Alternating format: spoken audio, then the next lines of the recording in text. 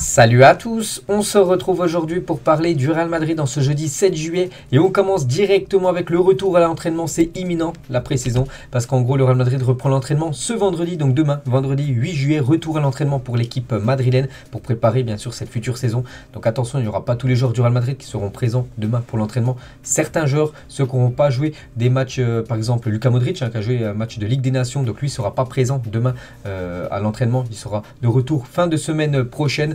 Donc ainsi que tous les internationaux, donc ceux qui n'ont pas joué de match avec les pays fin de saison dernière, donc eux ça sera retour à l'entraînement demain. Et voilà le programme bien sûr concernant les matchs amicaux. N'oubliez pas que le Real Madrid, le premier match amical, ça sera un match classico en plus, donc ça sera du côté de Las Vegas, le Real contre le Barça, c'est prévu le 24 juillet prochain, dans à peu près 2 semaines. Ensuite il y aura le club américain, une équipe mexicaine et la Juventus, puis après il y aura ce premier match officiel, en plus un match qui peut déjà être synonyme de trophée, la Super Coupe d'Europe contre l'équipe qui a gagné l'Europa League, l'équipe de Francfort. Ce match se déroulera du côté de Helsinki en Finlande, puis après ça sera le retour de la Liga, donc là les choses sérieuses commencent à arriver pour l'équipe madrilène.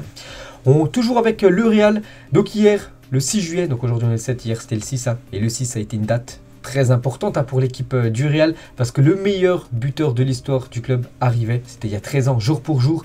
Donc 13 années sont passées depuis la présentation galactique de Cristiano Ronaldo au Bernabéu, le plus bel accueil qu'on puisse faire à un joueur, un événement à la hauteur de ce qu'il représente, le plus grand transfert de l'histoire du football. On ne verra plus rien de tel, donc il y a 13 ans, jour pour jour, donc hier exactement. Donc Cristiano Ronaldo était présenté du côté du Bernabéu et Thomas Roncero était avec lui 2 heures avant la présentation.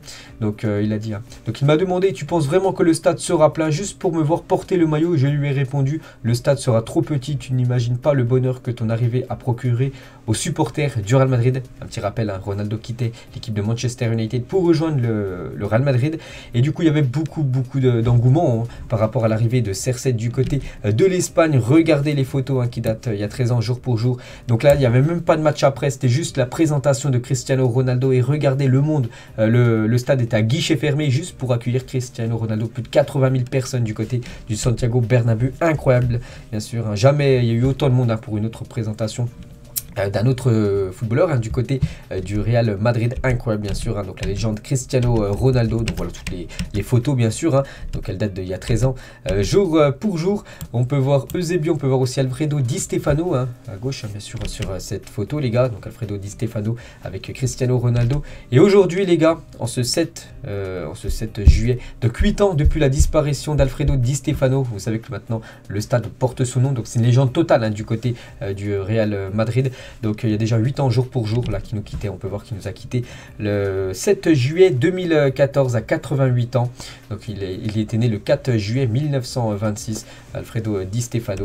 Donc une petite info bien sûr, grosse pensée à cette légende totale du côté de Madrid. Et toujours pour sur l'arrivée de Cristiano Ronaldo bien sûr, cette arrivée de star on peut dire. Voilà les autres photos bien sûr de la présentation de Cristiano Ronaldo, toujours avec Alfredo Di Stefano et Eusebio et CR7. Donc voilà toutes les photos. Il avait fait une petite déclaration Cristiano Ronaldo ce 6 juillet 2009, donc lors de sa présentation.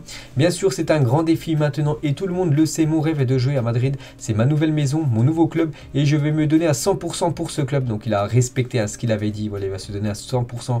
Il s'est donné à 100% tous les matchs du côté de Madrid. Il a terminé, il termine à la fin de son mandat du côté du Real en tant que meilleur, bien sûr, buteur de l'histoire du club.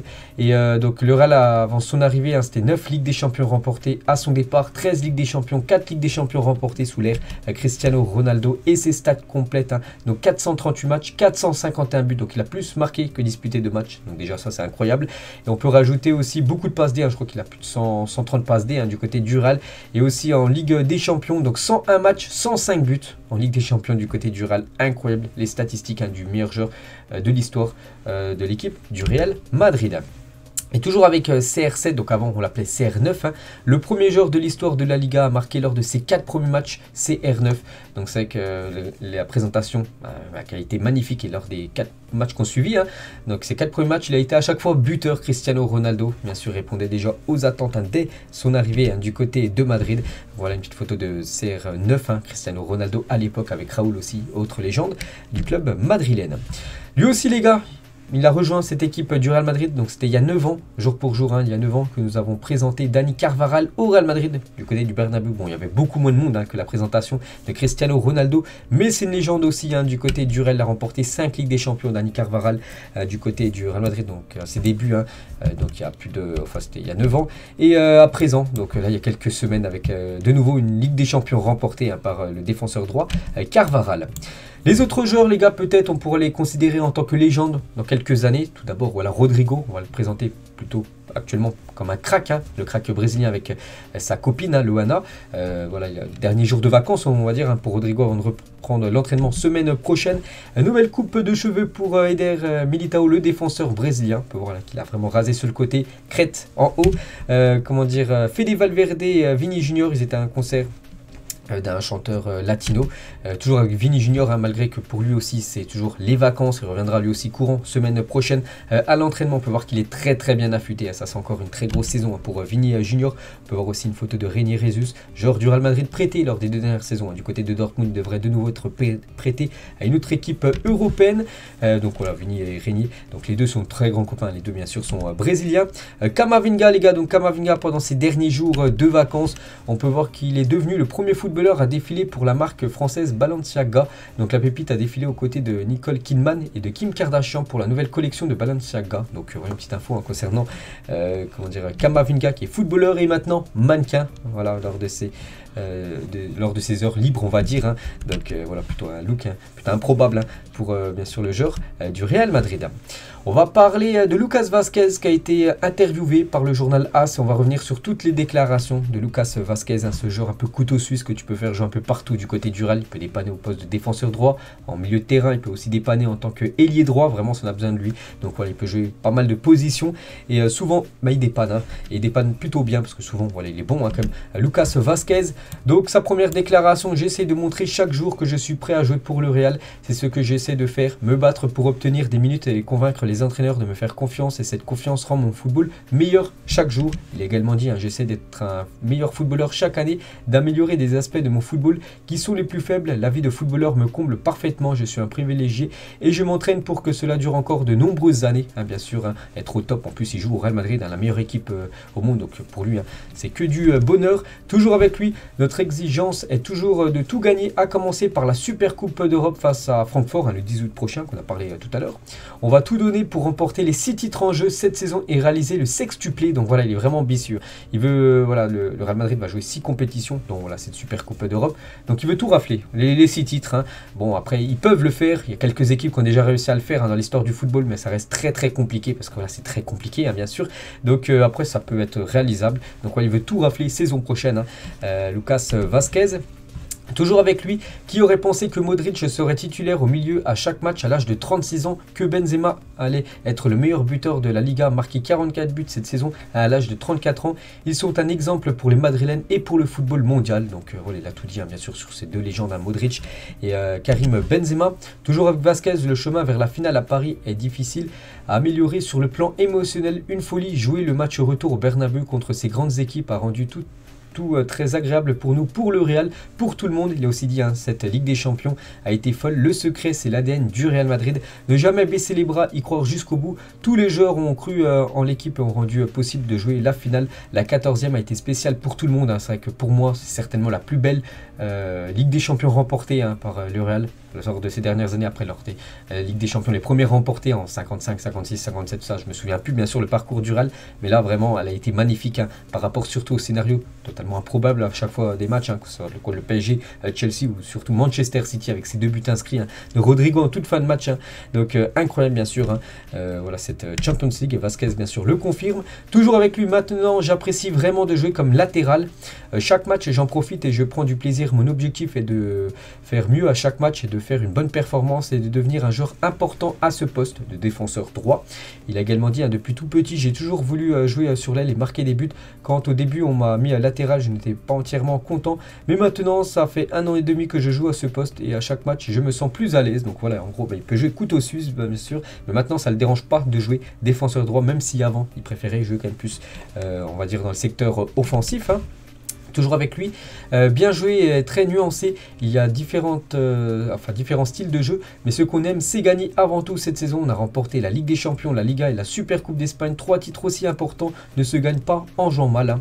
Voilà, par rapport, bien sûr, il y en a qui ont critiqué le Real Madrid, hein, surtout par rapport à la Ligue des Champions, que le Real avait beaucoup de chance. Mais voilà, tu peux avoir un peu de chance, bien sûr, mais il faut aussi bien jouer au football hein, pour atteindre une finale et gagner hein, la finale de la Champions League. Toujours avec la Ligue des Champions, tiens, donc tous les clubs aimeraient avoir 14 Ligues des Champions comme nous. Le fait d'en avoir gagné autant ces dernières années pousse les gens à vouloir remettre en question notre mérite. Mais je pense qu'au niveau des titres, personne ne peut débattre avec nous. Bon là, il n'y a rien à dire. Hein. Il a totalement raison, bien sûr. Hein. Aucune équipe peut parler avec le Real Madrid en termes de titres. Hein. 14 Ligues des Champions. La Ligue des Champions, n'oubliez pas, c'est quand même le plus gros trophée que peut remporter un club. 14, le deuxième équipe la plus titrée, on va dire, c'est Milan AC. 7, donc la moitié. Donc bien sûr, il a entièrement raison. Hein, Vasquez, il parle du nouveau Bernabeu. Ça va être quelque chose de spectaculaire le jour où le Bernabeu sera terminé. Ça va être incroyable. Nous voulons vraiment pouvoir y jouer et profiter de nombreuses années avec nos fans dans les tribunes de ce bijou qui va être prêt bien sûr d'ici quelques mois. Donc voilà toutes les déclarations bien sûr de Lucas Vasquez. On va parler d'un transfert et surtout d'un départ officiel du club. Donc c'est pas un joueur qui joue souvent les gars, donc c'est Victor Just et c'est officiel, s'engage définitivement en faveur de Cadix jusqu'en juin 2026. L'opération rapporte 1 million au Real Madrid qui conserve 50% des droits du joueur si le Real Madrid compte le racheter dans le futur. Donc voilà un départ officiel de la part du Real Madrid. Peut-être un autre départ qui pourrait être aussi acté là dans les prochaines heures. C'est Luka Jovic. La Fiorentina va obtenir Luka Jovic sans avoir à verser d'indemnité de transfert ni de contrepartie au Real Madrid qui se réserve 50% sur la vente du joueur pendant 2 ans. Donc ça c'est une bonne nouvelle aussi pour le Real parce que je peu Luka Jovic, même pas du tout. Et du coup il devrait prendre la direction de la Fiorentina. Et ça bien sûr c'est une bonne nouvelle pour le club, comme ça évitera de payer son salaire. Après n'oubliez pas, je crois que le Real payera 50% de son salaire et la Fiorentina les autres 50%. On va parler de Mayoral, sera l'attaquant remplaçant de Benzema cette saison, vu que Jovic va quitter le club. Donc Eden Hazard jouera de temps en temps en faux numéro 9. Jovic est sur le départ et Mariano n'entre pas dans les plans de Carlo Ancelotti. Donc ça pourrait être lui la doublure de Karim Benzema, donc Mayoral, qui avait été prêté, je crois, à Retafe aussi à l'AS Roma ces dernières saisons. Donc ça doit être lui la doublure de Karim Benzema. Donc il devrait être conservé par le club pour cette saison future. Toni Kroos, je ne ressens aucun stress concernant mon avenir. Je sais qu'il me reste encore 1 an à faire au Real Madrid. Je suis calme à la fin de son contrat. C'est en fin de saison prochaine, 2023. Et pour l'instant, voilà, il se fait aucun souci. Donc il verra s'il prolongera ou non, parce que le Real Madrid a voulu le prolonger lui. Il voulait voir s'il était apte encore à être au niveau pour prolonger du côté de Madrid. Quelques photos de Karim Benzema, le flow égale Benzema, c'est vrai qu'il y a un sacré flow avec les lunettes et tout. Karim Benzema, voilà quelques photos du joueur qui a réalisé une magnifique saison. Benzema en story Instagram il y a quelques heures, il a mis ça. Donc un supporter qui était rentré sur la pelouse pour lui demander son maillot lors d'un match avec l'équipe de France, ou Benzema à l'époque avec Pepe, ou même José Mourinho. Donc là il y a quelques années, on peut voir aussi CR7 ou même Raphaël Varane, ou même Sergio Ramos sur cette photo où le Real Madrid avait remporté un titre. Toujours avec Benzema, cette photo vraiment on voit beaucoup de puissance. C'est le match contre le Paris Saint-Germain avec Benzema en fond. Et voilà, Benzema en match retour avait écrasé le PSG avec un triplé bien sûr qui avait permis au Real Madrid de se qualifier pour les quarts de finale. Et toujours avec Benzema, donc c'est lui maintenant le capitaine numéro 1, on va dire, de cette équipe, avec Marcelo a quitté le club. Donc Benzema en tête dans la hiérarchie des capitaines devant Nacho, Modric, Carvajal, Kroos, Casemiro et Lucas Vasquez. Donc voilà, si Benzema, Nacho, Modric ils sont suspendus pour un match, ça sera Carvajal qui sera le capitaine bien sûr s'il est titulaire. Donc voilà la hiérarchie des capitaines. On va parler de Vini Junior, quelques déclarations tout d'abord avec la polémique avec Benzema, souvenez-vous. Il m'appelait un jour plus tard, il m'a dit: tu sais que je t'aime beaucoup, ce qu'ils ont dit n'était pas juste, je le crois et j'ai beaucoup d'affection pour lui car c'est un joueur dont j'ai toujours été un grand fan. Parce qu'à l'époque, il y a quelques temps, Benzema, souvenez-vous, Ferland Mendy lui avait dit joue pas avec, fais pas de passe à Vini Junior, il joue contre nous en gros. On peut voir que depuis, bien sûr, ça va bien mieux entre Benzema et Vini Junior. Donc une petite info concernant la polémique avec Benzema. Toujours avec Vini, donc Benzema rend l'affection que j'ai pour lui, c'était un joueur que je suivais, je suis un grand fan et pouvoir jouer avec lui aujourd'hui est incroyable. Il m'a récemment placé dans une interview dans son top 5 mondial dont je suis vraiment content, bien sûr. Donc toujours avec Vini par rapport au Ballon d'Or, c'est quelque chose qui doit venir naturellement. Karim a 35 ans et maintenant il va le gagner. Modric l'a gagné à 33 ans, j'ai de nombreuses années pour évoluer jouer. Il a 21 ans, hein, Vini Junior. Un très long chemin car si Dieu veut que je le gagne un jour. Donc voilà, cette année, bon, il l'aura pas, le Ballon d'Or 2022.